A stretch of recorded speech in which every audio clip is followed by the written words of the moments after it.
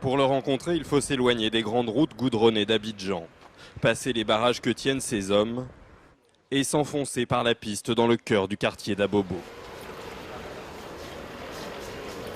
Ibrahim Koulibaly, le général comme il se fait désormais appeler, revendique la paternité du commando invisible, ce groupe qui depuis le mois de janvier harassait les forces de Laurent Gbagbo.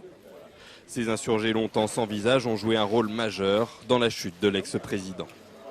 Pour qu'il y ait assaut final, il faut qu'il y ait un début. C'est le commando invisible qui a déstabilisé le commandement de Laurent Gbagbo et de son général Mangou.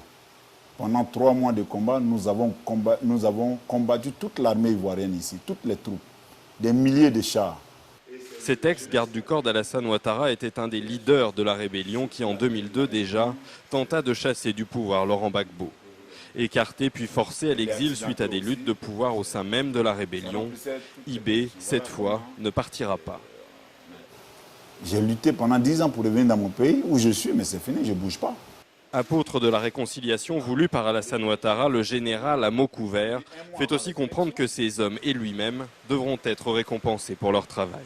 Chers frères, mes 5000 soldats et moi seront comptés dans le développement, dans la construction de la Côte d'Ivoire. Je ne doute même pas.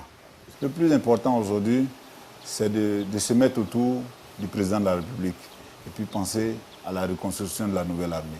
C'est ça le commandant invisible. Vainqueur par les urnes, Alassane Ouattara accède au pouvoir par les armes. IB est là pour le lui rappeler. Il ne pourra pas oublier ceux qui l'ont fait président.